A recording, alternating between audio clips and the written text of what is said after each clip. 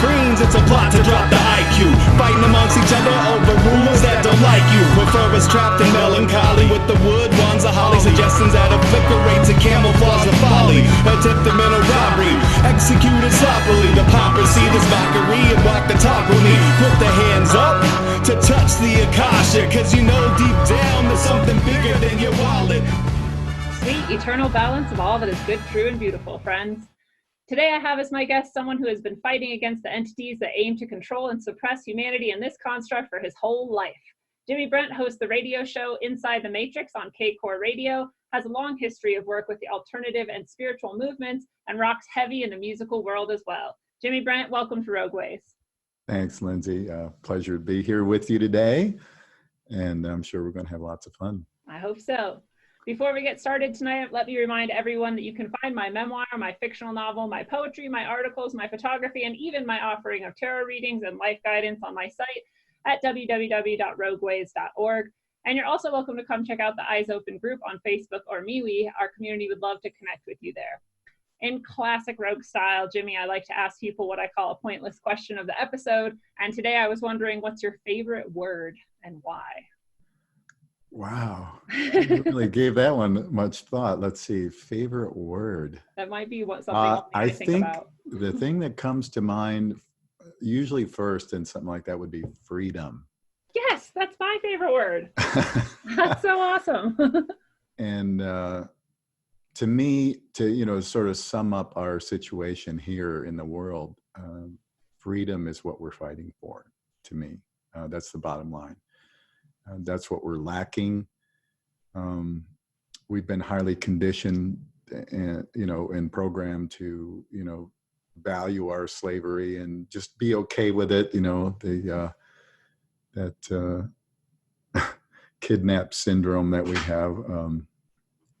It's really sad that the way our society is, and I know that your intention and my intention both are to spread information that hopefully will be empowering to people and, help people realize our situation and then, stand up for ourselves. I think that's what we need to do at this particular time. Stockholm syndrome, that's what I was trying to think of, that we all suffer from the Stockholm syndrome of, honoring our captors, so to speak. And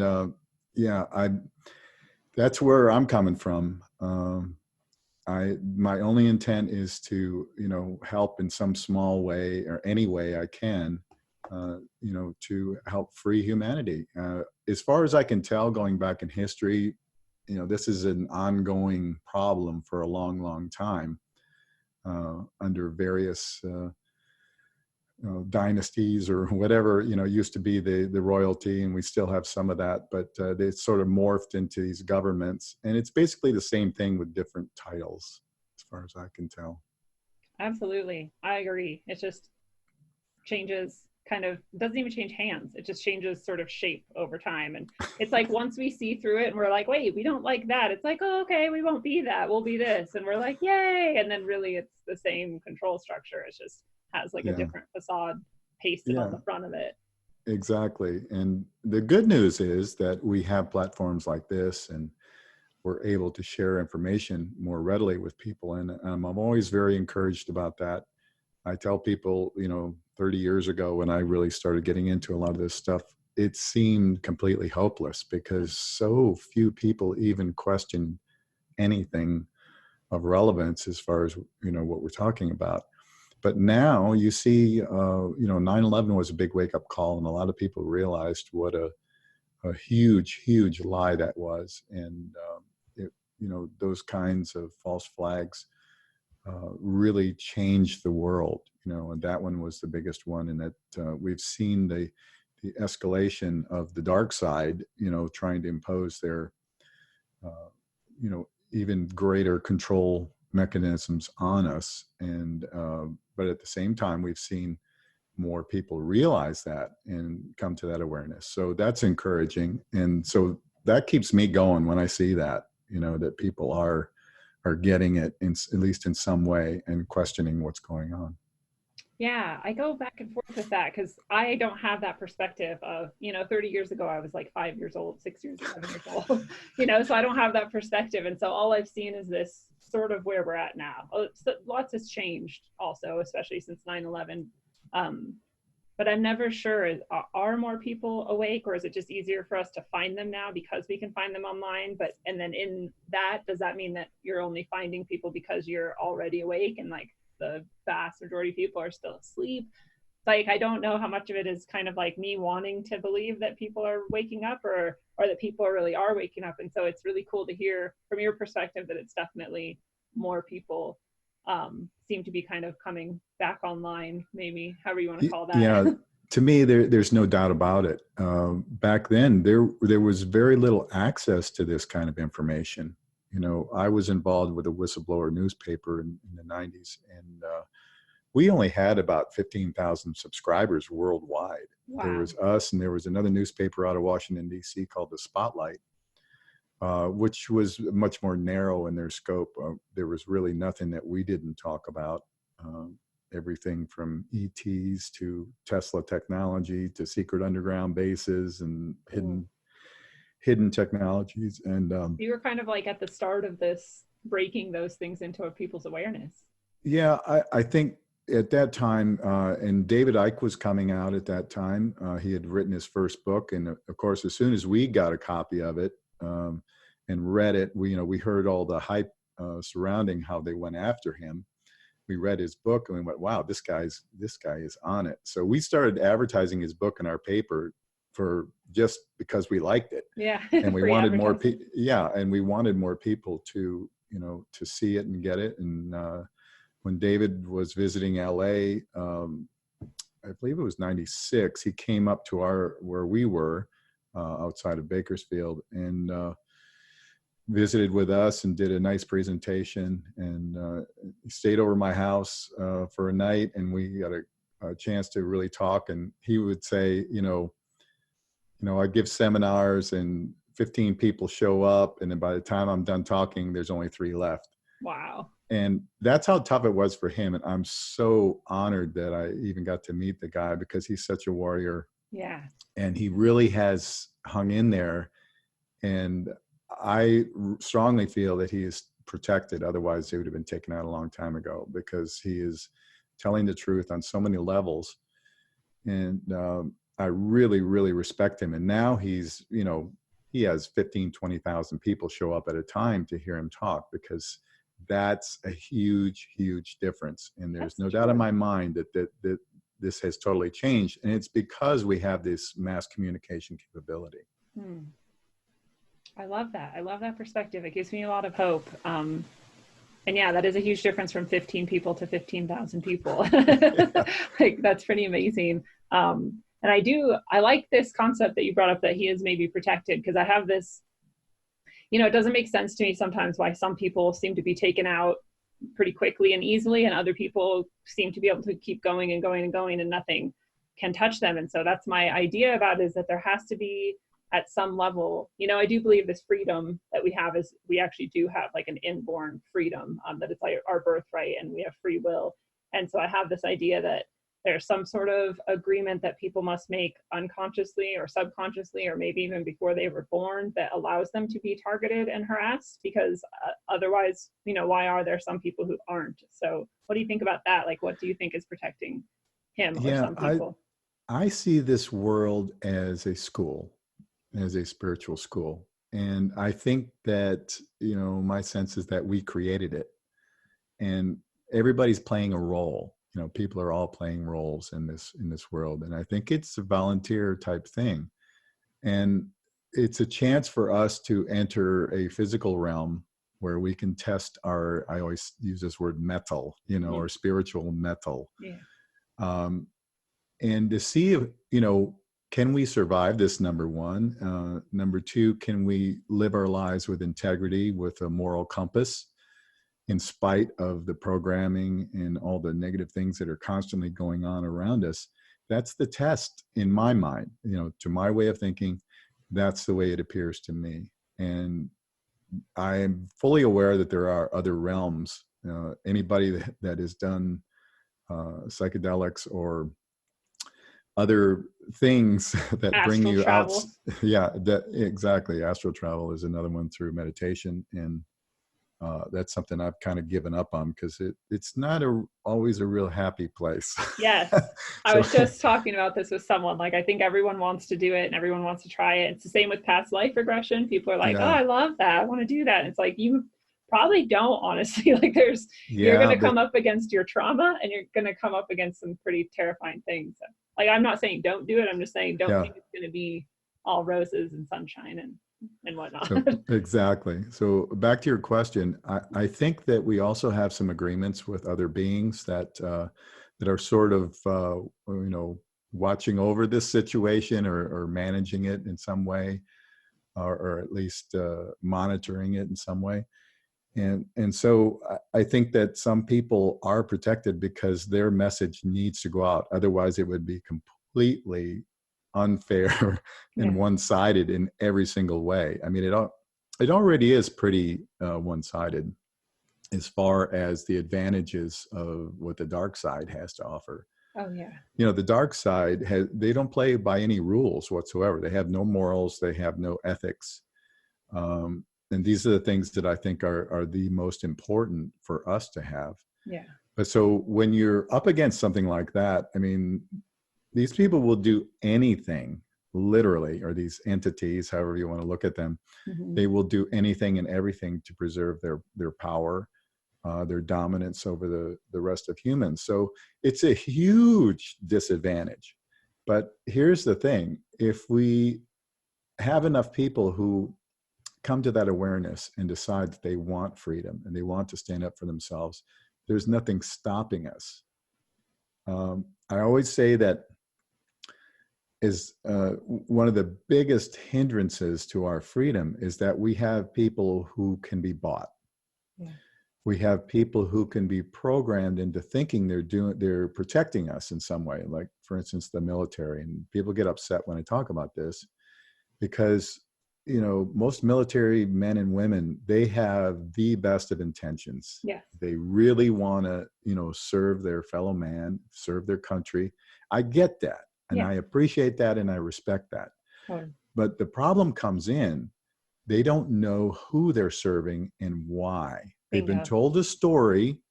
You're fighting for the freedom of your country. You're protecting your countrymen and women. And that's just not the case.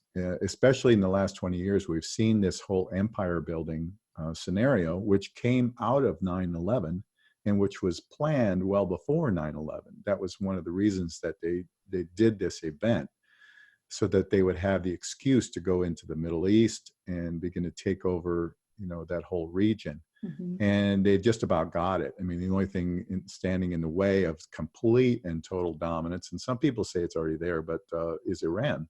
And that's why you see the big push against Iran. You've got 3 countries now that don't have a Rothschild central bank. You've got Iran, you've got Syria, and North Korea. So the 3 remaining. the 3 remaining, and it's horrific, really, when you think about it. I mean, take a guy like Gaddafi. They villainized him and vilified him to make him sound like this beast. And of course, no world leader is perfect. None of us are perfect. No. But he certainly was not the monster they made him out to be. And he did a lot of great things for his people, but they did not hesitate to go in and just kill the guy and take over. And now ruin that whole country. Ruin the whole country. Now it's a free-for-all. And they've got slave trade going on, human trafficking. It's just absolutely insane. And so all these countries that we ended up invading, we ravaged these countries and destroyed their infrastructures and left these people, with almost nothing. And of course, that's part of the plan too, because by destroying their homes, they have to go somewhere. And so the whole idea is, okay, we're going to push these people into Europe. We're going to push them into the US and all these other countries in Scandinavia. And we're just going to wreak havoc with all the societies and cultures in all these different countries. And that's what they've done. So what this does to people is that you have a constant system of upheaval, and it creates fear in the society. And whenever you have fear, people tend to look for something stable like government, you know, to help them. And so that's part of the psychology and the plan of what they've done to us. Yeah. But if we ever decide that we see it for what it is, we reject it, we don't want it, we just stop cooperating. So back to what I was going to say about the military. When you've got people who can be manipulated like that, that's all they've got over us right now.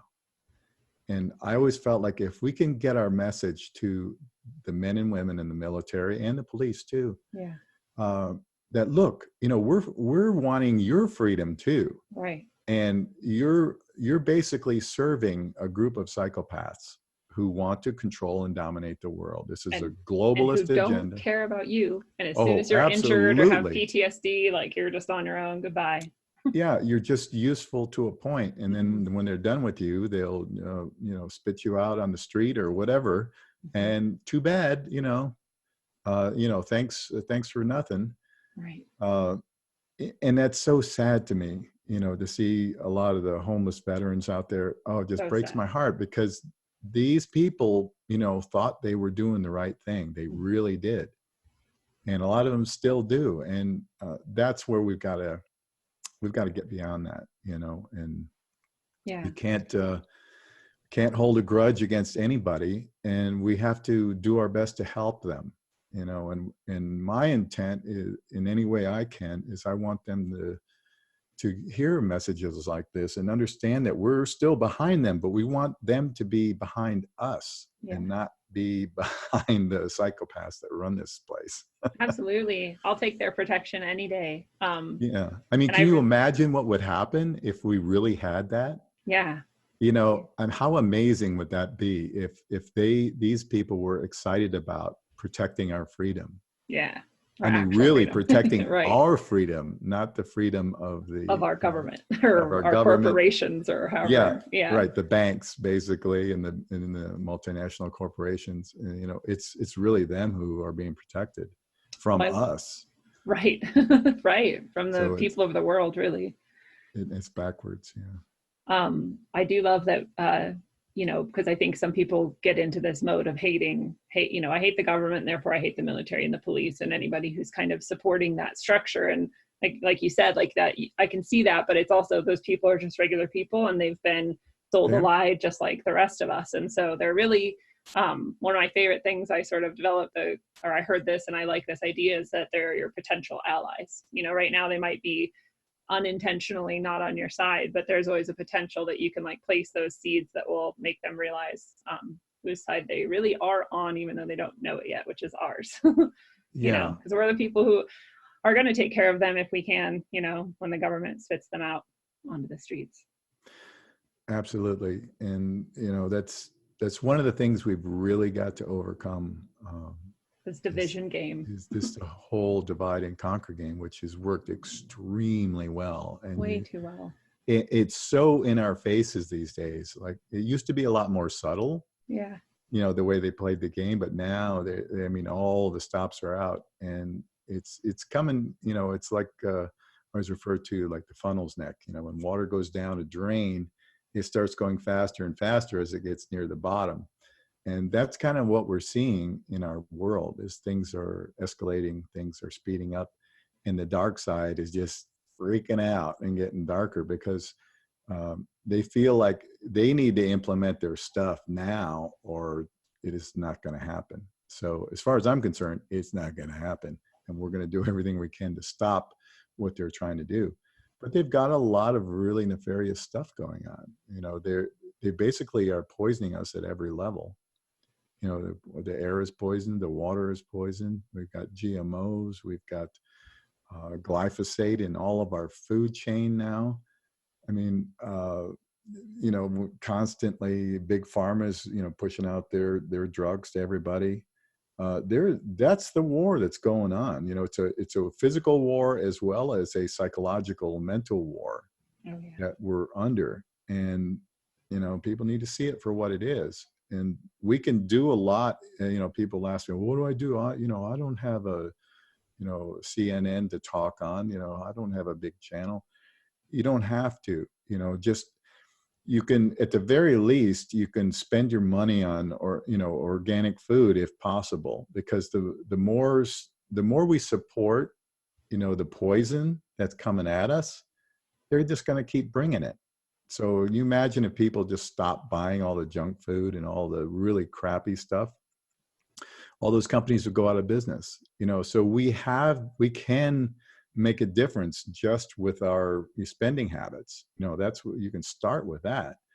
And then from there, once you begin to, see the system for what it is, you can share that information with people who are willing to listen.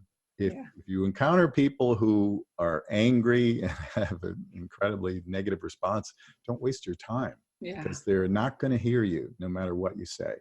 I have to try to remember that recently. I'm really good about it most of the time. And then every once in a while I get into these basically the whole Greta thing just has sucked me in. And I'm like, you guys don't see, sure, she's probably thinks she's doing an amazing job. She's cool. Probably, I don't know anything about her, but you don't see how they're using her intentionally in order so that you can't criticize the movement or the agenda.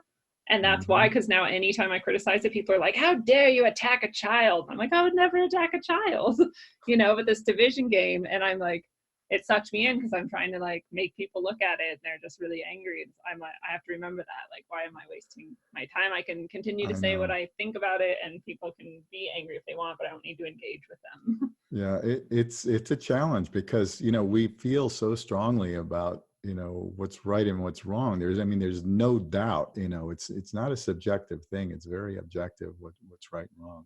Right. And it's easy for anybody to tell. Is it harming anyone? Right. Yeah. If it's harming anyone or if it's deceiving anyone, it's wrong. Right. And that's so easy to see. And historically, tyrants have used children all along. It's even in our fairly modern society of the last 150 years or so, we see it. Every regime that's come along has popped up these little kids, and they have these little kid programs to, keep their game going. And this is no different. Children do not come up with this stuff on their own. They're given they're given their talking points and pushed out there in front of the public to somehow try and give more credibility to the BS that they're giving us. That's really where it's at with people like her, like Greta. Well, it's hard too, because the environment is being damaged, and so I'm also it's almost impossible to talk to someone who has convinced themselves that you're a far right-wing radical who hates the environment and only loves corporations when you're trying to criticize this kind of green agenda. And it's like, no, I love the environment. I love Mother Earth. I would love to fight as hard as I can for her. And that's not the way to do it, in my opinion. They just can't even hear that. It's like, exactly. And, we're not opposed to, cleaning up the earth and taking care of nature and the animals and all these things. We're definitely into all of that. Definitely. But the biggest perpetrators and the biggest violators of all of that are the very people that are pushing out somebody like Greta into the world. Exactly. The things that they're prescribing are not even, targeting the things that are the most destructive, such as chemtrails and geoengineering. Not even a part of anyone, they're talking about what we're driving, and it's like that. And even if you look at, carbon emissions from vehicles, the majority of that comes from military movement. So why are we looking at regular consumers anyway? It's just. Yeah. It's very twisted. And again, this is a very common type of, technique that is being used against us, where you control both sides of the narrative. Right. And so, people like AOC and Greta and all these other programmed people are out there, pushing a certain agenda, which has some elements of truth to it and some good ideas in it, but mixed in with all this control system stuff. Yeah. And that's the problems, because it's very deceptive. Yeah. It's not honest at all. It takes this thing that we really love and want and need, and it twists it, draws us in with that, and then it twists us into that structure like you're describing. Yeah, exactly. And we know that free energy technology exists. It's Yes. been around a long, long time. It's always been hidden. The military has that technology. We're well aware that they're using the technology in these underground bases, in all of these underground cities that they've built for the so-called elite. Yeah. The dredges. Yeah, I mean, really the dregs of society, Yeah. from our point of view.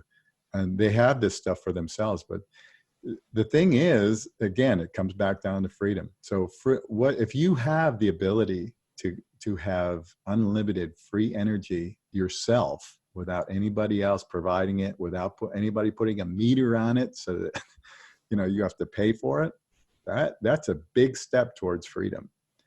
And those are the kind of steps that we need to take. People that come out, there's been, I don't know, dozens and dozens of people have come out with this same technology in various ways, and they've developed boxes and, energy boxes and energy devices that work rather well, but they all get squashed one way or another. The men in black show up, or it just happens to burn down, something burns down their workshop, or all the like papers are lost. Yeah. It's kind of like all the moon hoax papers and everything. Yeah. Oops. we had that technology, but we lost it. And it's just so painful to try and reconstruct. I mean, And like, come on. With the like how much technology has advanced since then, it seems like it'd be very simple to rebuild something even better than whatever we had then. Oh, it's hilarious. Oh God, there's that one astronaut that says that, and you can find it on YouTube. I kind of blanked out the guy's name. I've seen what you're talking about though. Like and like, he why says, haven't we been back to the moon? And he's like, oh, we lost the technology. You're like, what? And people buy that without questioning it. Well, first of all, if people actually think that rockets are the state-of-the-art technology, they're totally lost, because like 100 years ago, maybe. Yeah, 150 years ago, that stuff's been going on. And it's just show. It's just a show. It's kind of like politics. Politics is a show, but we have to pay attention to it, because things that they do, they may not be coming up with in giving the orders, but they're definitely carrying them out. So things that they do, like forced vaccinations in California, this affects people. Yeah. We can't just ignore it and say it's all just, theater. And people send me messages sometimes and say, well, I'm glad you don't spend a lot of time talking about politics. And I really haven't on my show very much. But it is important to pay attention to, because eventually a lot of this stuff ends up affecting us. And even if we know that the politicians are basically paid talking heads, they don't make any real decisions of substance. They are carrying out things, and we need to do our best to oppose a lot of the stuff that they're doing.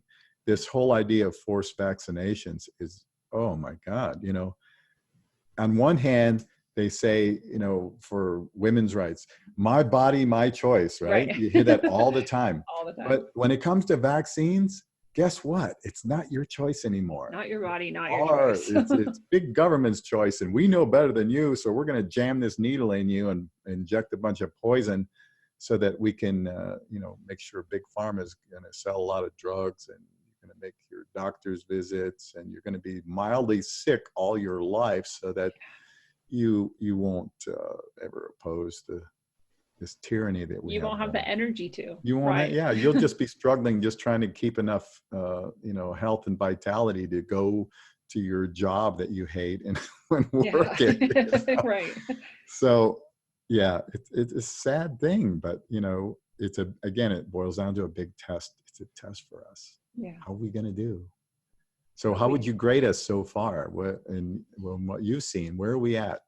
It's hard for me to say, because I really do vacillate pretty wildly. And some days I'm like, wow, like the fact that we even made it this far is amazing. So many things could have gone wrong by now. I mean, things have gone wrong, but so much could have gone so much worse than it has gone. And so I'm really like proud of us for staying, intact and alive and connected this long. And then other days I see, like, for example, the vaccines, and how many people I know who were once seemingly very intelligent people who questioned, sort of, at least in general, questioned like, is this, right, or I'm going to use my own mind to figure it out. And now they just seem like they're just swallowing whatever is pumped out of the media, probably because of how much fear has been programmed into them. And this is their, response to the fear. And that worries me. I'm like, maybe we don't, maybe their programming is working so well that we are going to get to this point where people are cheering for,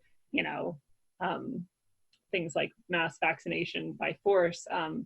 But overall, I really do feel like we are doing pretty well given how complete and total the control structure has been for thousands of years. And like you were saying, how they lack any sort of rules and they're just the dirtiest tricks in the book. And their knowledge has always been above us, it seems, for the most part, their understanding of what this plane is and how it works and how they use astrology and dark magic and psychology against us while we're just kind of like blindly running through it. Given all that, I'd say we're doing pretty well. Maybe B+, who knows? Yeah, and you're right. They have a huge advantage because there's so much of the knowledge that they have, particularly on social engineering and things like that, have been around forever. Yeah. And they preserve that knowledge for themselves. And the rest of us, we come into this world with amnesia, and it's like, what the hell, trying to figure this thing out. And then, of course, we're bombarded with the programming from our parents first, and then the school systems and the religions and media, politics. I mean, all this stuff that we're hit with. And that group psychology, since they have so many people caught into that, even if you start to wake up, people are like, shut up, like beat you back down. And that's one of the things that David Icke has always said, and I totally agree with him, is that, Big Brother doesn't have to send somebody to your house to keep you in line. Your own friends and family will attempt to do it. Absolutely. I mean, they'll be telling you, "Oh, you're crazy. You can't think of that." Of course, the government would never do anything harmful to us. Yeah. My favorite is my friends and family try to tell me like, oh, well, you're just like paranoid and terrified. And I'm like, I'm not scared, actually. Like, I know what my eternal soul is and that can't be touched. I'm not scared. I'll get scared from time to time, like anybody would, but I'm not afraid. I'm just aware. Yeah, and that's the thing. They confuse the urgency of our message with being fearful. Yeah. And that's just not the case at all. You're absolutely correct. We're not afraid of the situation, but we do feel the sense of urgency that we have to stand up for ourselves at some point. That has to be done, or we're just going to be ground into the dirt. The way things are going right now. With this transhumanist agenda, that's a whole other can of worms, and vaccines very much play into that. As Wayne McCroy has talked about that. Absolutely, I love his. I don't love his ideas. I love that he's uncovered that. Yeah, I do too. Tendencies. I do too. Wayne is super sharp. Yeah, he's actually going to be on my show tomorrow again, so cool. I'm anxious to have him back. That'd be awesome. He's uncovered the links to that vaccines and the transhumanist agenda, because once you've been vaccinated and damaged in that way, you're much more susceptible to that kind of programming. And gosh, it's just so sad. And even that Greta gal we're talking about, she supposedly is vaccine damaged as well. Right. And it's just so amazingly sad that has to be that way. It's very sad. And it's sad that there's this push too to like glorify autism, because if you say something like, a vaccine damage or like an autistic child, people will be like, well, what's wrong with that? And it's like, I'm not attacking the person. I'm not looking down on them for this affliction that's been committed against them. I'm just saying nobody who has autism is celebrating it. It's a struggle. I've had multiple students on every very part of the spectrum, from really high functioning, you could hardly tell, to people who are nonverbal and, would have fits, like almost like seizures. And so I've seen like the whole gamut that it can play, and every single one of them is struggling at a level that other people don't have to struggle. So I don't understand the desire to glorify that. Like, to say we should accept them and help them and love them, absolutely. But to say that this is somehow a good thing is, in my mind, just insanity. It's like another new level of Stockholm syndrome or something, you know? Yeah, and it really, from what I can tell, is this type of autism takes away the emotional ability that we have, That connection. and that connection, and that's the worst part of it. You know, I mean, that's really the basis of being a human being, is having the emotions that we have and being able to coordinate the emotions, you know, hopefully with our mind, so that we're not just, you know, blindly bouncing off the walls, Absolutely. but being a feeling human being is priceless, you know, and they're attempting to take all of that away. I think that's our superpower, is our connection and our emotional connection to the earth and to each other and to Mm-hmm. ourselves. And I think it kind of goes back to what you're talking about displacing people through war. I think part of their plan in doing that is that, I think if you're a person who's on your sort of native ground, and you've had this sort of, you know, maybe thousands or hundreds of thousands of years of your DNA and that location and that sort of biosphere, like, working together, I think you're more powerful than if you were removed from there and placed somewhere foreign. I think that the connection to the earth is actually really powerful. And so it's like they're disconnecting us from the earth. They're also then, you know, using autism, this transhumanism, to disconnect us from ourselves and from each other on this emotional level. And so, you know, it's like they know how to get every aspect of the puzzle all at once. Oh yeah, you know, they've been at this a long time, and I had this discussion with Crow 777 when he was on the show, that I believe that there are beings among us who live much, much longer than we do, Yeah. because you see the continuity of their plan. And it's not like they pass it down, you know, like they love their children so much that they, you know, they pass this down and show their children how to carry it on. You know, they just don't care that much about that. You know, it's just, they said, you know, a lot of them subject their children to these satanic rituals and all these things. So, you know, that's not their objective at all. Good point. But I really believe that a lot of these beings, I don't even know what they are, some kind of hybrids, you know, we all speculate on what they could be, some kind of reptilian Draco hybrid human, whatever they're, I really, it seems to me that a lot of these, whatever they are, live longer than we do. Yeah. Much longer. And so they're able to keep the continuity of their plan in place. I mean, look how many ideas just come and go, you know, in our societies, in our cultures. But when it comes to that level of, you know, control, governmental control, or you know, whatever the structure is in your particular part of the world, they are able to keep that going pretty well. Yeah. And that's no accident that it works out that way. So I suspect that that's the case. Of course, we know that we are at the spirit level, we are eternal beings, and we're just having this experience. You know, I often think to myself, and I don't know if it's an actual memory or what, that when we come into this world, you know, it seems like a long period of time, or relatively long. It's not a flash, but when we leave it, it almost seems like we're gone about 20 minutes, and we go, wow, that was weird. Yeah. It's like waking up from a dream. You're like, that was a trip. It's like, wow, I jumped into that one. That was weird, you know? Yeah.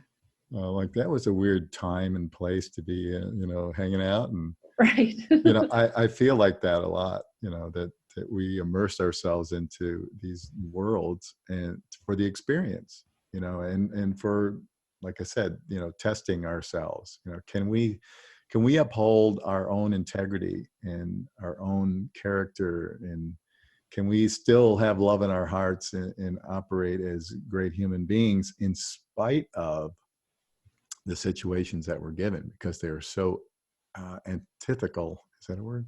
Antithetical. Yeah. What you said. Yeah. to what we know. Right. And so it's interesting. And we have to, I think, keep somewhat of a sense of humor and somewhat of a perspective on life, you know, that all these things are a part of it.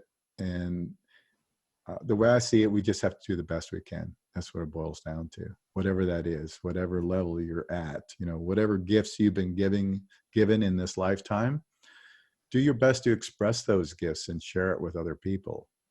Whether it's being intellectual or a teacher, or whether it's being an artist of some kind, whatever, or an athlete, whatever your talent is, whatever you can inspire other people with, share that.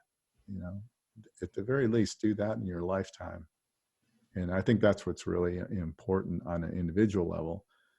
And collectively, we really, we're getting there, but we have a long ways to go. We have to come together.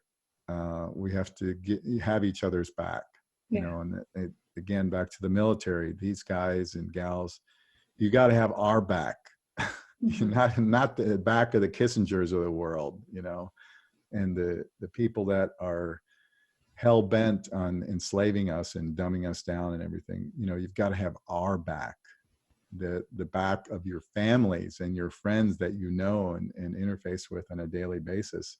These are the people that you've got to protect. And so if we can get that across, if we can create that kind of understanding in our world, it's over for them. Right. It's completely over. They have nothing else. I mean, they can spout all the propaganda that they want, but if they don't have the hammer, to beat us over the head with and send somebody to our door, they've got nothing. So I feel very strongly, and I'm actually thinking about making a dedicated open letter type video,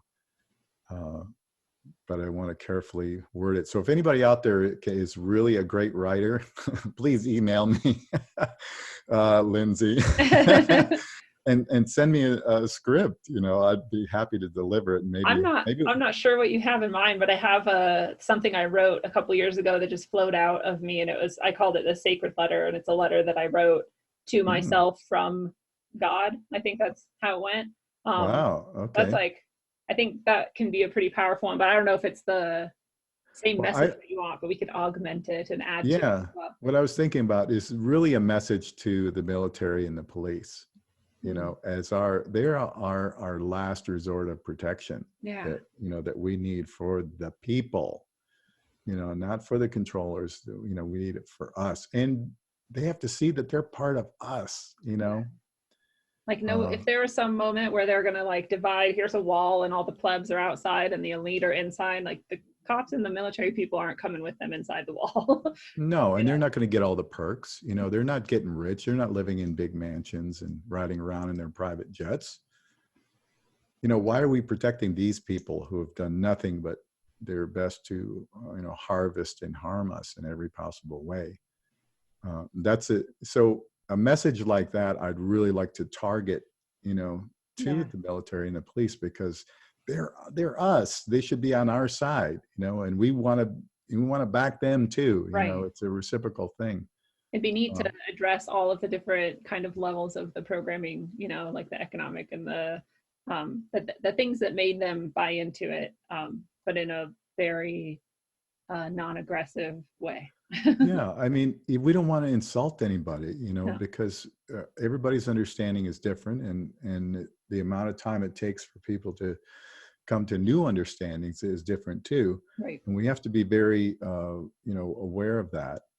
And I have always honored their intentions, because these people are very brave and very courageous in so many ways. Definitely. But what I'd like to see them use that bravery and that courageousness for us, Right. for the people, and that includes them. They are the people too, and their friends and their family. And so if you look at the whole structure, if you go into the military, what's the first thing they do? They send you to boot camp. So what happens at boot camp? Your head. They humiliate you. Take away your identity. Take away your identity. Take away your personal free will. And someone taught me that they teach you to breathe in your chest, and that disconnects you from your, when you're belly breathing, you're connected to yourself and you're rooted. When you're breathing in your chest, you're disconnected. Okay, wow, I didn't even think about that. Yeah, and that's, that's what happens. That's the first thing. They have to break down their own personal free will so that they'll follow orders without question. That's the problem, is that if without a moral compass, and it's difficult. I mean, if you're in the military, I mean, my dad was a military guy. He was in Korea. He was wounded 3 times. Before he passed on, we had lots of discussions about this kind of thing. And it was hard for him to come to grips with it, because he thought, he was only 18 or 19 when he went into Korea. Mm-hmm. And the way he looked at it, he was serving his country in every way he could. Right. And that was his intent, had nothing to do with, empire building or imposing political will on another part of the world or anything like that, But as time went on, especially after Vietnam, he saw that this was very much a manipulated type situation. And the guys that were in Vietnam, I feel so bad for them, because they were experimented on in so many ways. They injected with things, rained down poison on them, and and they just, of course, another outcome of the Vietnam War was creating a ready market for drugs, because these guys, there, a couple of million of them cycled through there, and they were all given pretty much free drugs when they were over there. Not all of them continued, but a lot of them came back to the U.S. and they were all had a customer base ready to go. So I say to people that don't believe that, I say, well, how much of a drug market would you say there was before Vietnam in this country? How much of a drug problem was there, and how available were they before Vietnam? Good point. It was almost non-existent. But after they came back, they had a ready market. And of course, we know that they were running heroin and all kinds of drugs through Laos and Cambodia and, Vietnam. All those, that's really what that was all about. Right. And along with the whole concept of experimenting on military people. And then they carried out these psychological operations against the Vietnamese people in these villages. If you read up on Operation Phoenix, and they did horrible, horrible things to these people in these villages. I don't even want to get into it. It's so horrific, but you can find all that information. You just look up Phoenix Project. There have been many Phoenix projects, but this one had to do specifically with Vietnam, and it was really evil and really horrible. So these guys were subjected to this kind of stuff. And if you see the movie Apocalypse Now, you'll get the idea. You kind of know. You kind of know. It's very dark and very evil, and that's, that was a big part of it.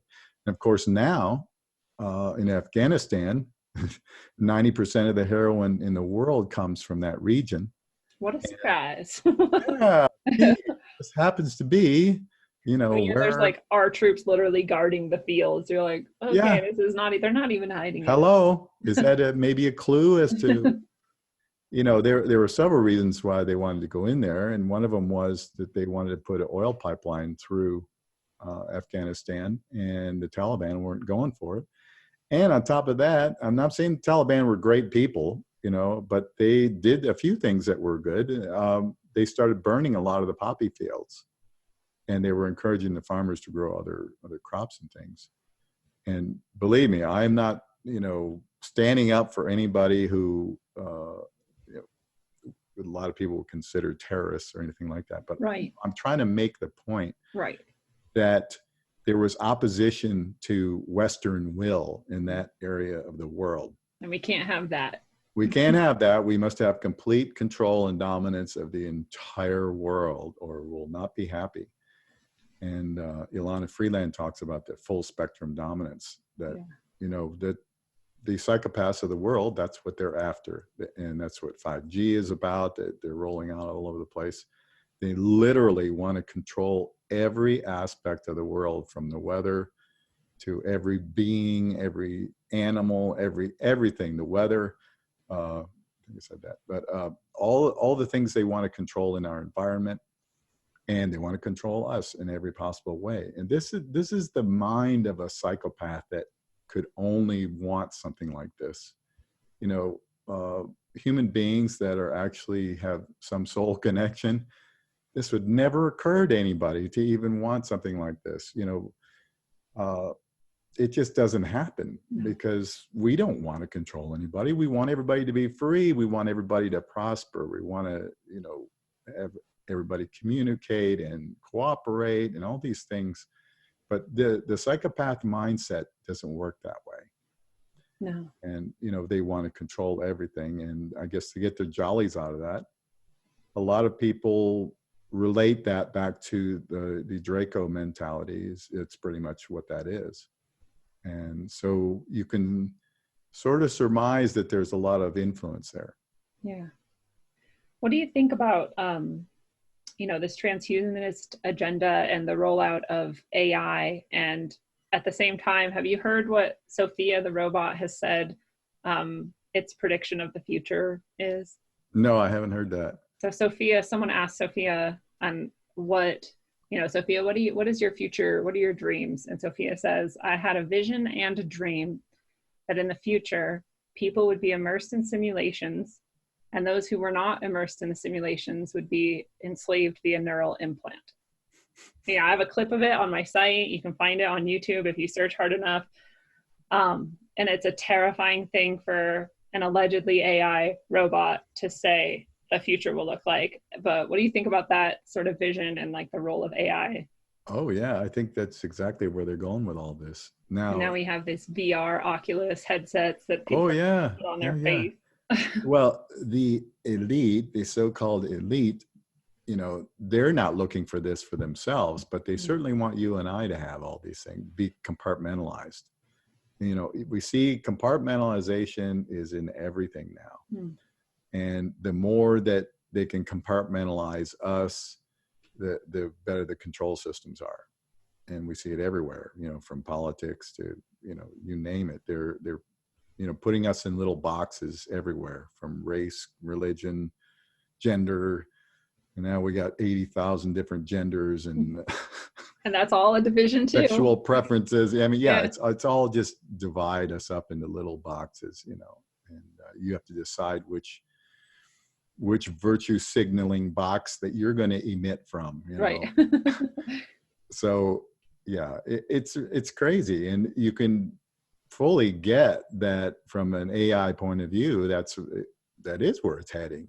We see all the signs of it right now, and that's the dystopian future that the psychopaths want for themselves. They just want to be waited on hand and foot and live their life the way they want to, and they want everybody else just basically to be slaves. And you know what? We ain't going for that. Yeah.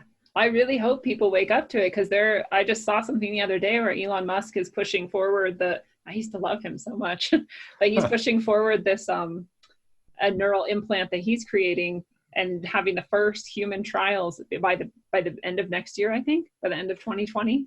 And I'm like, there's humans in the world who are willing to implant this chip into them and just like hope that's, I don't know. I don't really understand that urge. I don't know what they think they're going to get out of it. Sadly, humans can be programmed into almost anything if they're not conscious enough.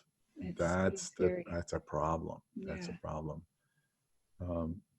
That's why we keep talking. We keep trying to share this information because we don't want that to happen. We don't want that to be the norm. And of course, the dark side is heading that direction, full speed ahead. That is what they want: full control and dominance and complete humiliation of human spirit. Yeah. That's absolutely true.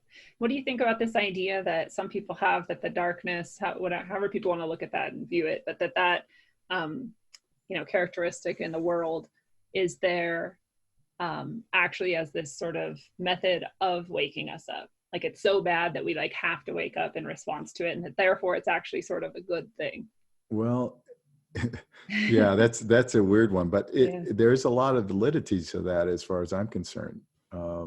Again, it comes back to the way I see the world as being a school. And as far as virtual reality goes, I think we are I think the world is virtual reality. Yeah, to at least some extent, it seems to behave that way. Well, we come into this place with amnesia, with full amnesia. And so that's got to tell you something right there, because we know, when you connect with your higher self and begin to get those downloads, and you realize a lot of things really fast that you have always known, but you haven't been in contact with that knowledge Good way in to put this it. lifetime. So you begin to get the inkling that, you know, this is not my only little experience I've ever had before. And so to me, you know, this is very much a virtual reality to start with. Even a lot of scientists have said that it's holographic in nature, and they've actually can, you know, see the code and all that. We are in a holographic world. And so in that sense, we are already in a virtual reality, but then there's virtual realities within virtual realities. And that's what worries me. You're like going deeper instead of coming back out. You're going deeper into, you know, being buried by the dark side than actually going the other way, which is about freedom and empowerment and knowledge and all that good stuff. Yeah, it's really crazy. But I do see that the dark side is performing a task. Now, when we get the other side of this, we're all out of this. Do we all go, wow, yeah, you were the most evil person ever, and you did such a great job. Right. You know, right? So part of me thinks that kind of is maybe the way it is. But in this consciousness, in this world, I don't think the psychopaths see it that way. Yeah. And I don't think they feel like, well, I'm doing a tremendous role for humanity. Yeah. And no, I don't think that that's the case. But I've often said, and I have it's a lyric in one of my songs, is how bad must it get to disregard blind acceptance. Nice. And that's the thing, you know, how bad does it have to get before you say no? Yeah. I'm not. Where's your line in the sand? Where is that line? Is there no line? Is it like, okay, just don't hurt me, I'll do what you say. I'll live in my little VR headset, just leave me alone. Just let me, you know, give me some food and you know, lots of entertainment, and God, by golly, I'll just not ever stand up for myself, you know. Sadly, a lot of people are pretty much there. You know, they'll just go along with, you know, just don't hassle me. I'll do whatever you say, you know. That's, to me, that's not the human spirit. Yeah. That's a defeated person that behaves that way. And it's not going to help us, you know, it's not going to help us. You know, when you see movies like Hunger Games and all that, that's where all of this is headed, and that's where the dark side wants to take us.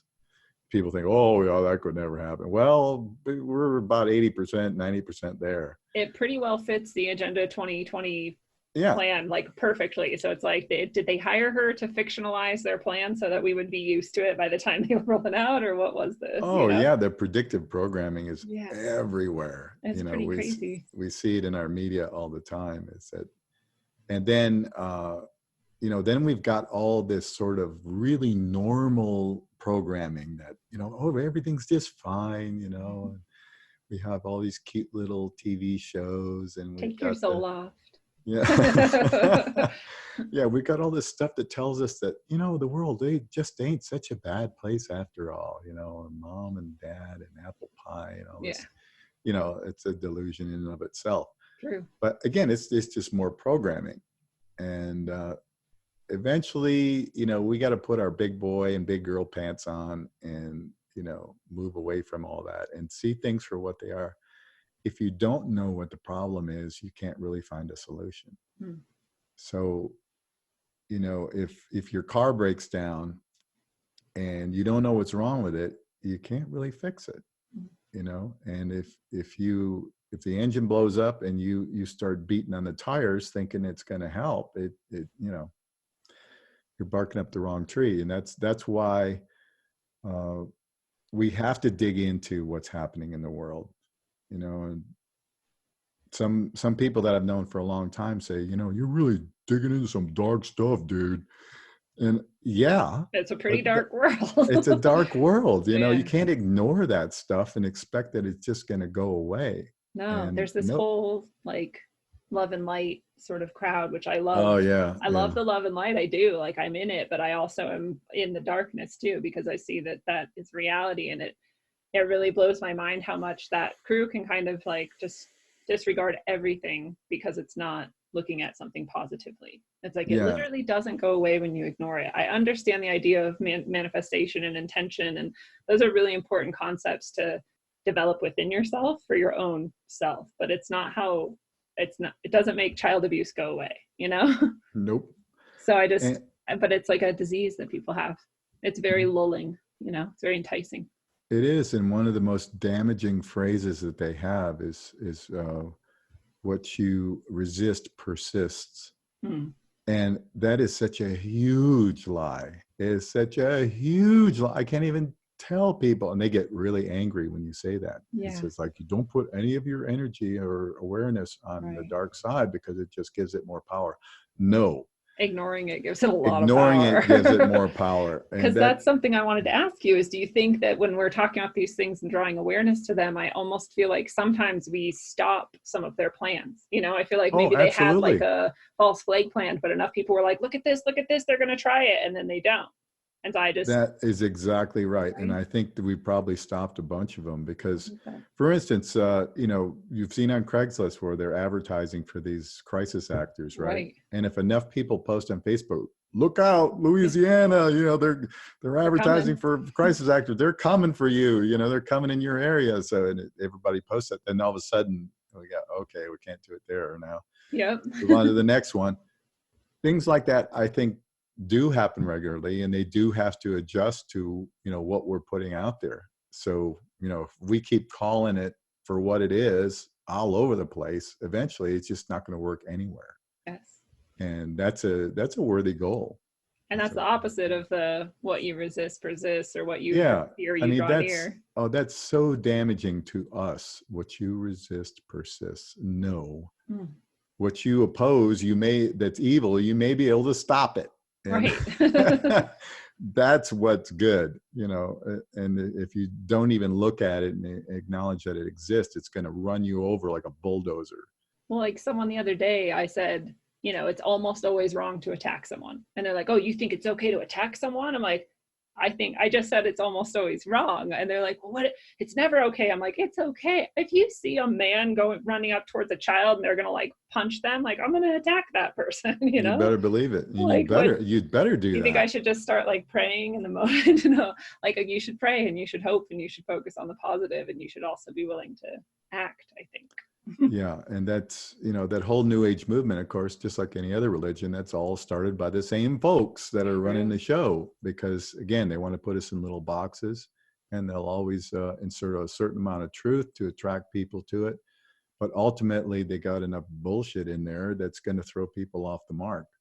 And that the whole New Age, you know, movement, while well-intentioned, once again, we have it all, you know, a lot of people with good intentions, but when they don't understand the full picture, or even a majority of the picture, you know, that's when we have these problems, you know, that we get put in little boxes and nobody does anything worthwhile. Yeah. They just follow along and, you know, I mean, meditate 4 hours a day in the cross-legged position, and the whole world's going to, you know, monks have been meditating for thousands and thousands of years. Has that stopped the wars in the world? Has that stopped the, you know, the child trafficking and the child molesting and all these horrible things? No. We are in, you know, I do believe that the collective consciousness enables, you know, energies for events to occur. But I think by and large, the majority of this world, we're in a physical world, and we do interface with the energy of our, you know, collective thoughts and prayers and everything else. But it is a plane of action. Right. And if you expect that you can just meditate on things and change the world just that way alone, it's just not going to happen. No, I mean, it's good. It's just like you were saying, if we're buying GMO free and organic and, you know, or local, and however much you can, that'll kind of defund the negative aspects of things, but it also, just like meditating, can increase your, however you want to describe that, vitality or energy, or and in that you're more able to then like anchor this energy on this plane, and that's going to affect the world. But that's also not the thing that's going to change the world. It's like empowering the things that are going to change the world. Yeah, no, your point is well taken, and I'm glad you mentioned that, because I don't want people to think that I don't think meditation is worthwhile. Right. I think it's very much worthwhile, and for us individually, it's very beneficial. In many ways. I mean, we're pulling a lot of energy into ourselves that we need. It enables us to communicate with our actual essence of our spirit essence of who we are. Right. And that is the doorway. So it's super important. Yes. But to think that we're all just going to sit around and meditate on world peace and it's just going to happen. Maybe it would if 5 billion people did it. Yeah. maybe there's enough juice there to actually make it happen. But, for sure. But then you think about, if 5 million people have that intent, it's over anyway. It's over anyway. Right. But yeah. So that's an interesting thought, though. And I think that if you have enough people meditating on the same thing at the same time, I think that's pretty powerful too. Yeah. And I know there's been experiments done on things like that, and steering weather patterns away from people, and there's been many experiments that show that is effective. Yes. But if one person is focusing on one thing, they're not going to affect the entire world. Right. And stop whatever it is they don't like. I don't think. I've never seen it. Maybe there's somebody out there that's that chosen one. that much juice, man. Yeah. I don't know, but yeah. I haven't seen it yet. That would be awesome. Somebody can do that. I do love those experiments that show that many people focusing on one outcome at the same time does have effects. Like, that's pretty amazing. But that's kind of that. Mm-hmm. It kind of ties into that quantum physics thing. Like, the observation you're making is actually affecting reality. Yeah. So there obviously is truth to that. Mm-hmm. But yeah, like we're saying, it's not the only thing, and it's not, again, like you said, if there's some sort of critical mass we reach, great. But that's also pretty far off. If the mindset's already there, it's game over anyway. Mm-hmm. But again, that sort of reinforces the hologram idea that we're in a virtual reality already. Right. But our minds are powerful enough to have an effect on it. And another way of looking at that is that in our daily lives, when we encounter other people, and the vibration that we give off is a reflection of our consciousness and our understanding. And so that's powerful too. You meet certain people and you instantly feel in harmony with them. You can actually feel their energy and their vitality or whatever.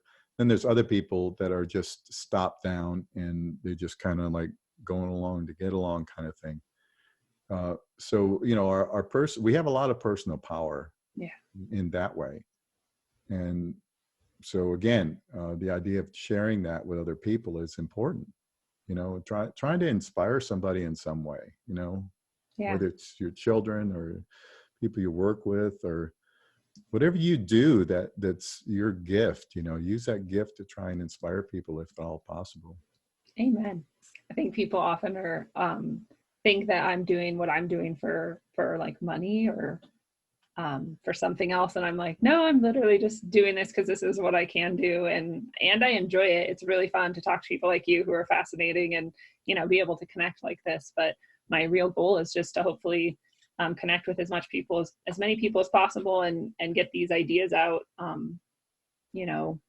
Keeping them flowing as frequently as possible so that more and more people can connect to it. And if money ever came from it, that'd be neat, but it's definitely not a goal. Yeah. And this really is, to me, when I look at you, this is part of your being a teacher. Yeah. And you recognize and you ascertain valuable information, and then you disseminate it and share it with other people. That's what a teacher does. That's what you're doing. Thank you. You're obviously a great teacher. Thank you. And everybody's got their gifts. Everybody's got what they can do. And I'm happy to see, I root for people that are just doing their thing and sharing their gifts with other people. And anything that's inspirational is going to empower us even more. What I really am disappointed in seeing is that, we glorify, or I shouldn't say we, but in a collective sense, I guess it's we, but so many people that are, very harmful to our world are glorified and placed out there like they're just incredible, wonderful people. And in fact, they're just little puppets running around, spouting an agenda. Yes. So, and also even, some people who are sort of public figures and are promoting even a positive message like we hopefully are, people will kind of glorify them to the point where they just don't question anything they say almost. And it's like, that's also not great. Like, you should definitely, listen with an open mind, but you should always probably evaluate everything for yourself, Yeah. And that's a good point too. And one of the things that I look at is when you get people out there and they're looking to bring in followers and build like a lot of these gurus and these sages, that are really out to serve themselves. They're out to build their own little empire, their own little cult or clique, that they want people to follow. People need to follow themselves. You be your own guru. You be your own master of the universe. Don't follow somebody else's agenda.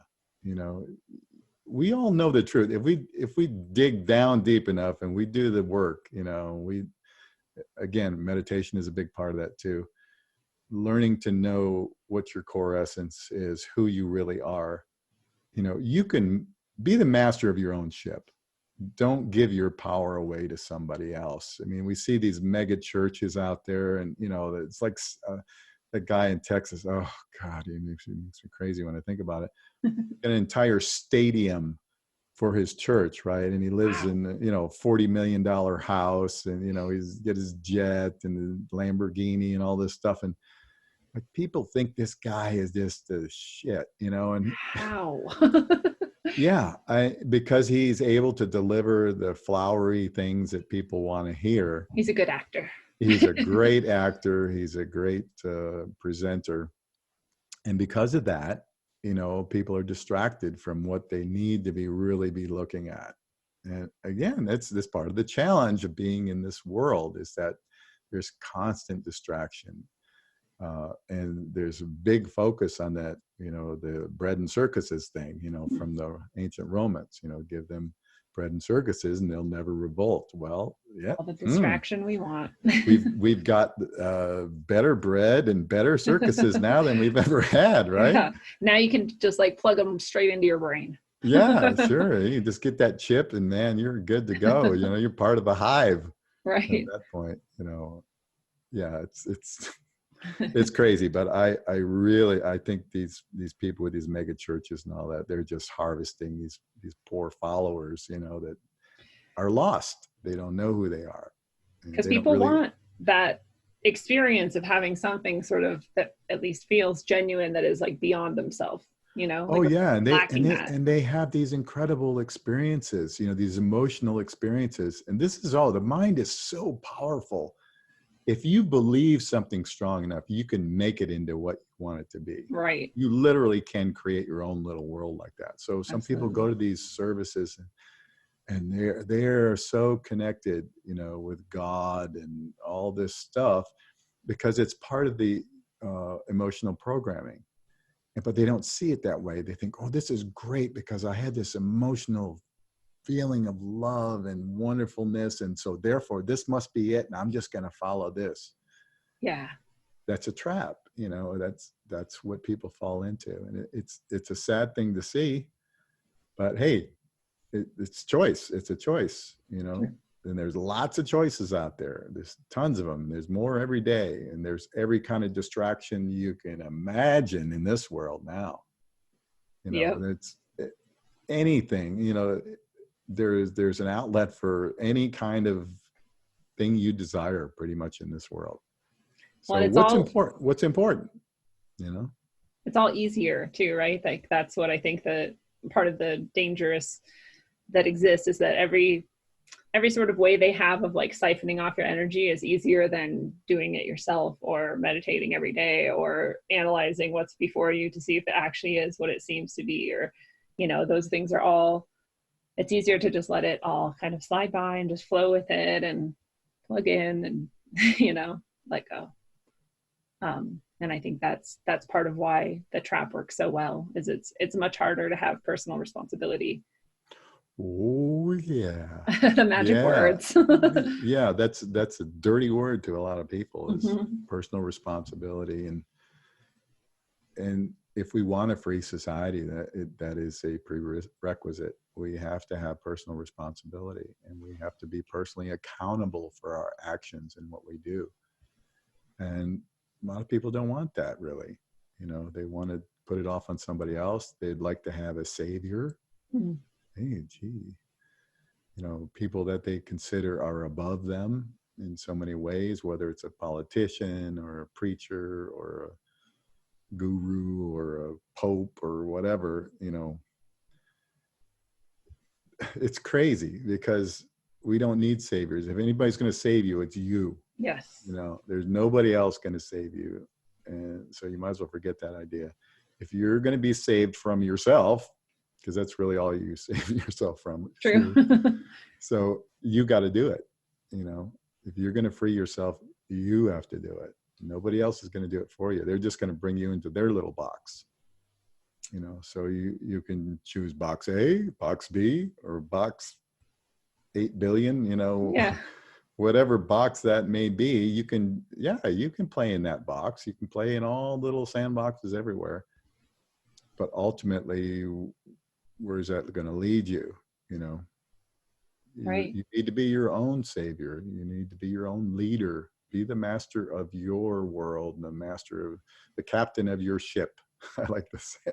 I love it. Amen. It's like you can give it away, or you can keep it for yourself. Which one sounds better? Yeah, being it yourself, you know, if you're going to be your own captain, you're going to pay the consequences for your actions and your decisions. And a lot of people would rather not do that. They'd rather put it off on somebody else and say, well, you told me to do it. And ironically, it's going to come back to you anyway. So exactly. You can do it now or later. Yeah, you can push it off for a while, but eventually, you know, you're going to be accountable some way or another. And I really, there's a real interesting book. I'm trying to remember the title now. It's about life in between lives. And, oh gosh, I can't remember the title of it right now, but maybe it'll come to me in a minute. Anyway, there it seems to be a lot of people have had that when they undergo hypnosis, that they realize the life in between lives. Mm-hmm. And there's a lot of commonality there in people's stories of what they experience in between lives. And one of them is you do a self-evaluation of your life, and nobody stands above you and says, you didn't do this, you're evil, and you're going to burn in hell, you know, that kind of thing. No, it's you looking at your life and going, wow, I didn't do so well there. You know, I had the opportunity to do this, this, and this, but I gave away my power to that preacher, and he told me what to do, and I just did what he said, and I gave him all my money, yada, yada, yada. So I really think that there's that accountability eventually comes to you by you. It may not be during this lifetime, but I think in between, you're certainly going to look at it. And so why not have that perspective as you go through your life and think about, how would I view this on the other side? Once this life stream is over, how would I look at my life? Would I be happy with what I did? Will I be disappointed in what I did? You know, just a different perspective, different way of looking at things. Yeah, no, that's a great, if you can have that, as much as you can have that in your mind right now, the better choices you're going to make, that higher mind sort of perspective when possible. I think so. You know, I mean, it's not easy to keep that perspective a lot because we get sucked into stuff, all the time. Totally. And none of us have got it together fully, Right. I mean, let's be honest about it. We may know these things, but to actually do them all on a daily basis perfectly, no. Practice makes perfect, though. I mean, yeah, we're all very flawed humans, but that's part of this, part of this school as far as I'm concerned. We Right. do have these flaws, but it boils down to intent, and what is your intention? What are you trying to do? What do you see? What do you not see?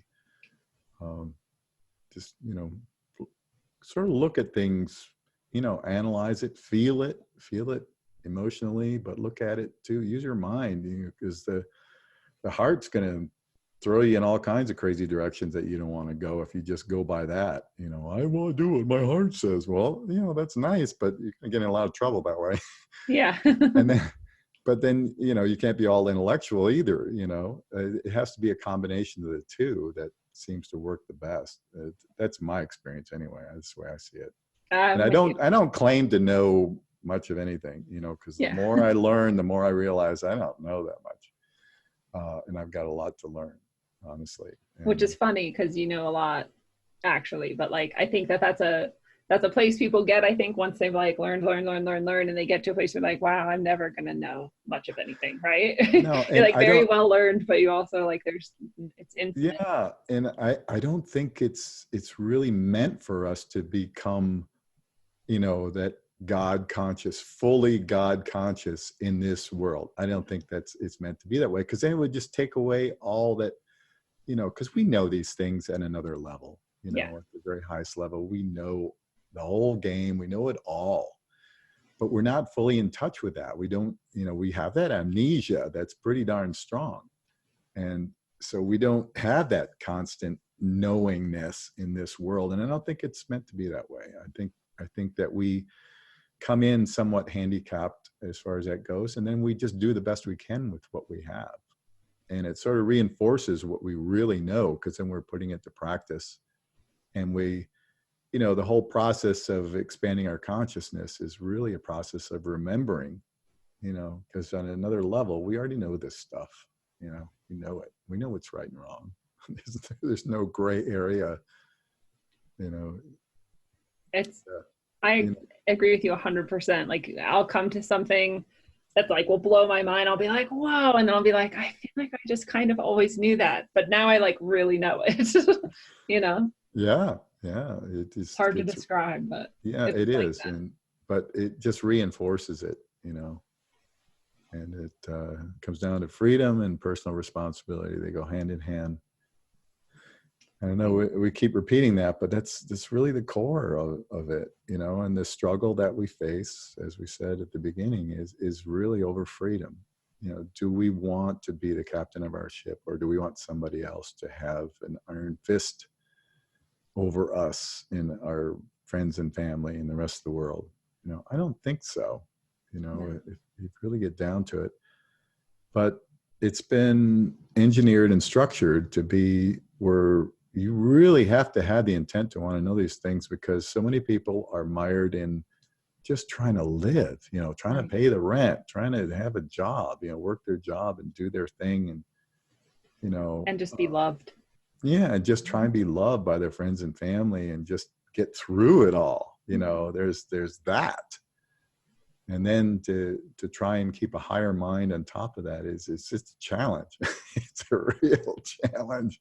Yeah. And that's why we do these crazy lifetimes. Right. Because we're just like that. We're like, okay, we're going to go into this insane world where these crazy psychopaths, they throw us into wars, they poison us, they do this crazy stuff. Yeah, let's go. Yeah. They use every aspect of our nature against us in the most twisted ways. Let's do it.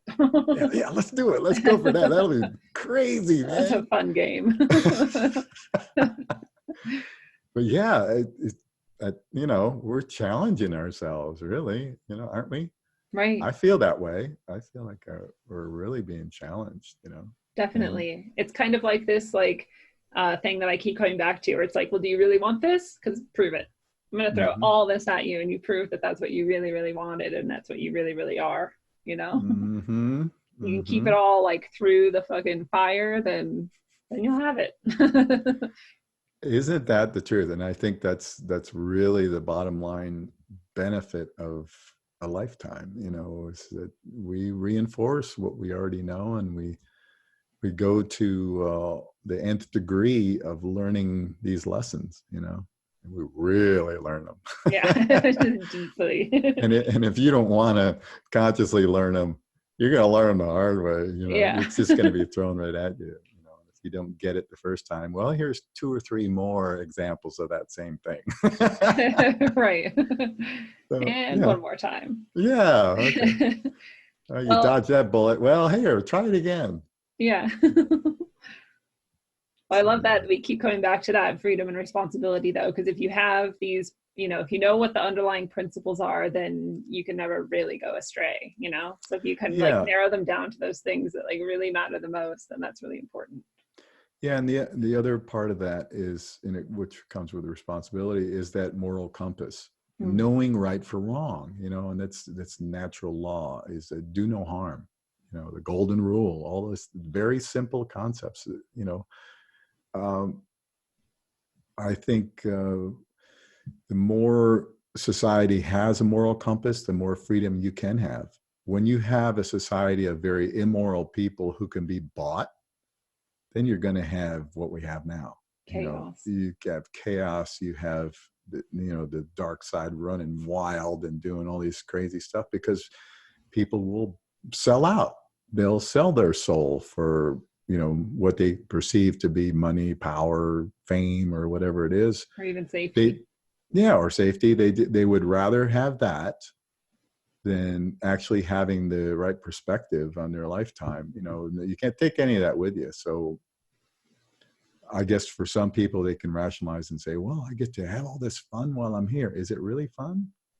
I don't see where these people are very happy. No. If you Well, look at them. I wonder if that's kind of the key too, is like awakening people to what I think is a fact that it isn't just this life, that you're bigger than that and beyond that. Because if you have that perspective, money and these things are no longer super, you still need them, right? But they're not very, they don't have as much power over you. Right. It's not the very top, the pinnacle of our existence in this world. It is important. I mean, the way society is engineered, we have to have it. We have to find a way to support ourselves in this craziness. But if that's your ultimate goal, it's pretty hollow. And I think we see examples of that constantly. And, a lot of these big celebrities, Hollywood and all that, these people are not happy people. They want to create a certain image for the public, but you see all the time people are committing suicide. They're going through all kinds of crazy stuff, addictions and all these things. It's no different from anybody else. So money, well, people say, well, it's a lot nicer to cry in a Mercedes than it is a Pinto.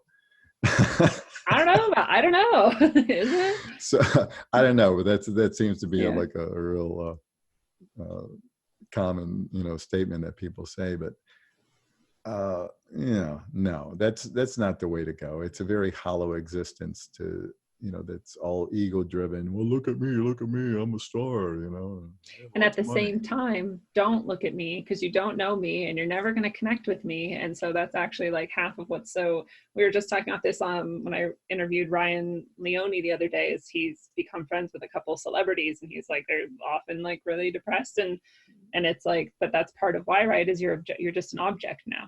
Like you're a celebrity and you're not a person, you're not a human being, and no one really truly cares about you. They just want to see you in the newest clothes and, saying something entertaining. Oh yeah. And you become that object where people feel like they know you based on your projections of whether you're in a movie or you're an entertainer. They think that they know you from that. Right. And that's just one aspect of who you are and what you do. And it can't be fulfilling. Yeah, I mean that's got to be a trap too. And I have a friend of mine who's a really, really great singer. And, you know, she said to me before, you know, I could have made it. I could have, you know, could have done this. I could have done that. I had the opportunities, but I turned it down. And I said, well, why did you turn it down? And she said, because all these producers, they just wanted me to do the whole casting couch thing, and I wasn't going for it. And I said, well, good for you. Yeah. Because and that's what happens a lot of times. You know, look at the Harvey Weinstein thing. You know, you see that it's a form of control and manipulation.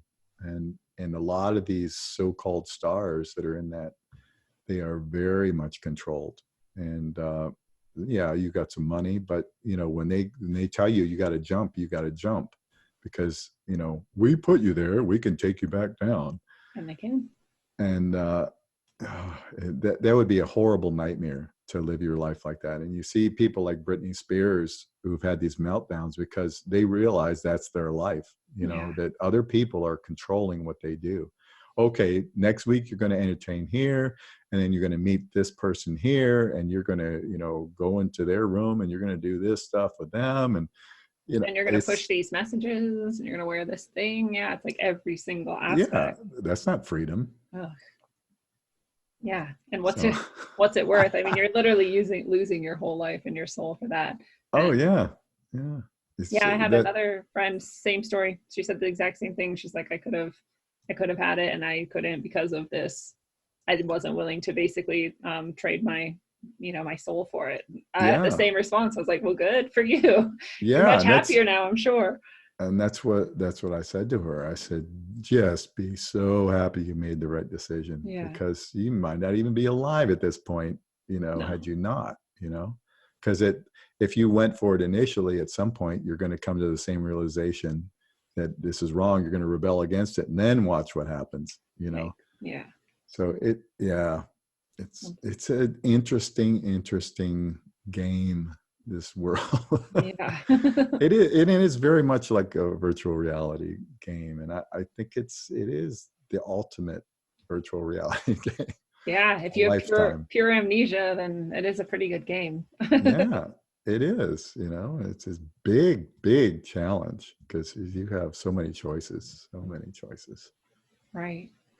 Well, this has been a fascinating, interesting discussion. I've loved it. And I want you to tell people where they can find more of your work, so that they can find you and enjoy that.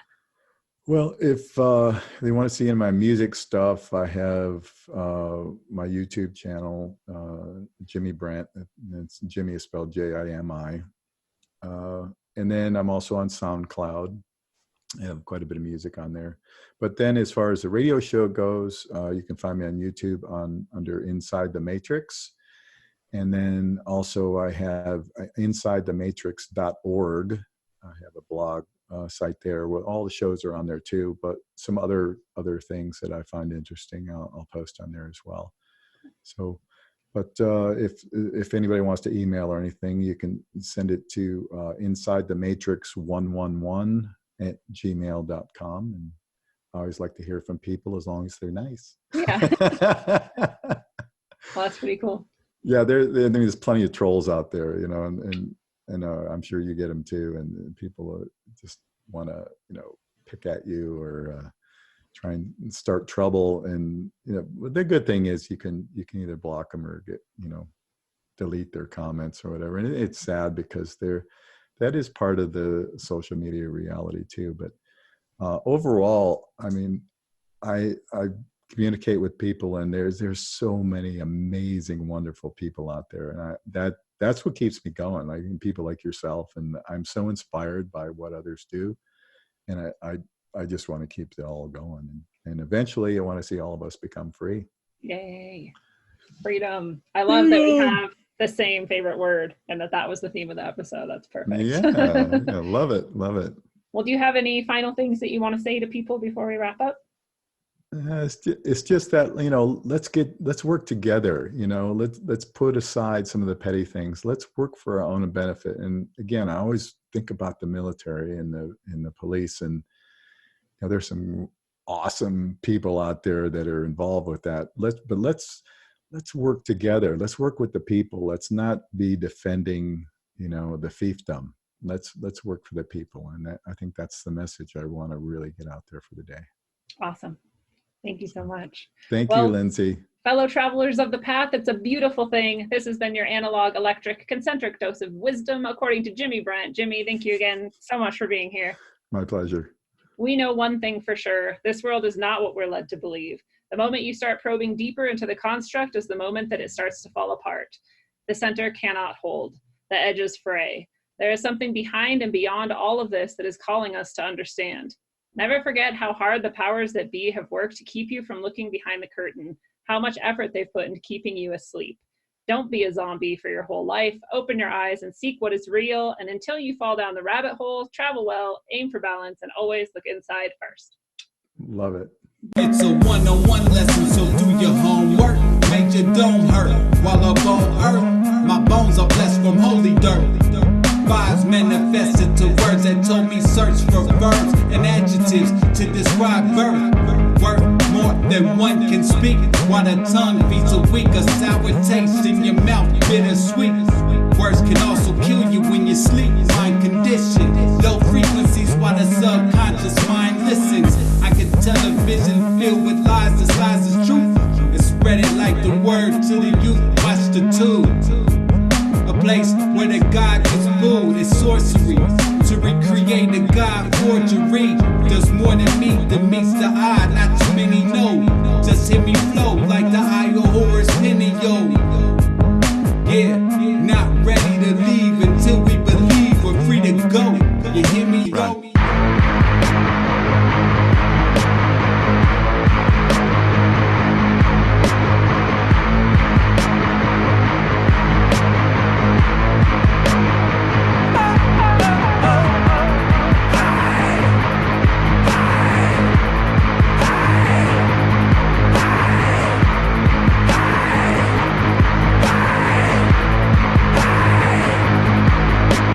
Sculpted from the ether, the material will eat ya. Stuck on this plane, lanes use jet fuel to greet ya. The dimensional three ain't meeting me on top of the fourth. Didn't climb Jacob's ladder to squab with a sword. Forge with Yggdrasil, branch down, try quiet your lamps now. Ascension past the matter that they slam out they damn mouths. We ain't on land now, but they over understand. Sacrificing wisdom, hoarding dumber, kosher, wicked hands. Putting faith in worthless worship of the mortals. Artificial portals, mass ingestion of the black goo. Bioengineered morsels, conversing with machine elves. Bypassing maggots, they stuck on Android screens now. I'm scrolling emerald tablets. Moloch living lavish, off the back to the savage. Them clasped hands at the Sabbath, smack of energy damage.